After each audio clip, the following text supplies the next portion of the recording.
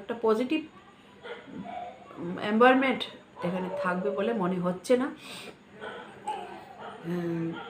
আবার কিন্তু দেখবেন বৃহস্পতিও আপনার অষ্টম ঘরকে দৃষ্টি দিচ্ছে, তার ফলে সাধনার ক্ষেত্রে আপনি কিন্তু নতুন কিছু এক্সপ্লোর করতে পারেন। আপনি যদি রিসার্চের সঙ্গে যুক্ত হন সেক্ষেত্রে আপনি কিন্তু কোনো কিছু নিউ কিছু এক্সপ্লোর করতে পারেন।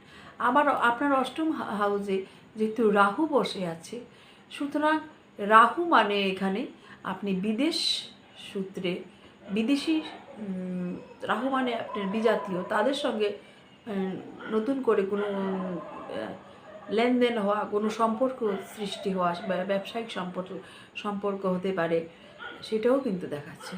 আপনার 8th হাউসে রাহু আবার আপনার রিসার্চ ওরিয়েন্টেড পড়াশোনার ক্ষেত্রেও উন্নতি দেখাচ্ছে। আপনি যদি সাধনার সঙ্গে যুক্ত হন, সাধু সন্ন্যাসী বা হন যারা তন্ত্র মন্ত্র ঈশ্বর লাভের চেষ্টা করে, তাদের ক্ষেত্রেও কিন্তু শুভ। কারণ কিন্তু আপনার নবমেশ কিন্তু আপনার দ্বাদশে বসে আপনার অষ্টম ঘরকে দৃষ্টি দিচ্ছে, এটাও কিন্তু শুভ। এবং রাহু যেহেতু বসে আছে সেক্ষেত্রে বলবো বিদেশে গিয়ে যারা রিসার্চ করতে চাইছে তাদের জন্য বলবো শুভ। কারণ কিন্তু রাহু কিন্তু এই কুম্ভ রাশিতে মোটামুটি ভালোই ফল দেয়, কারণ এই কুম্ভ রাশি কিন্তু রাহুর কিন্তু অত্যন্ত প্রিয় ঘর।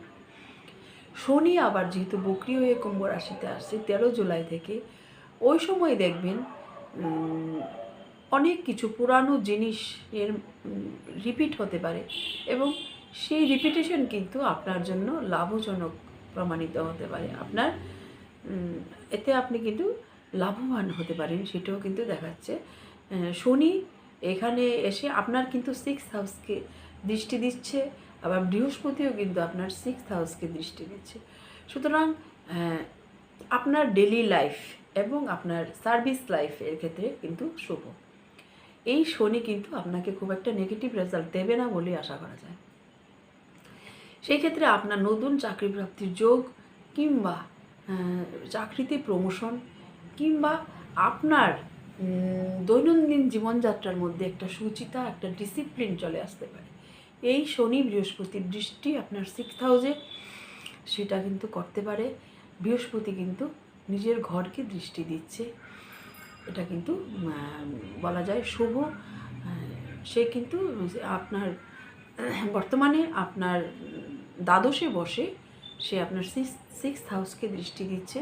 সঙ্গে কিন্তু সূর্য সান বসে আছে আপনার দ্বাদশে 15 জুলাই অবধি। 16 জুলাই সে কিন্তু ঢুকে যাবে আপনার রাশি।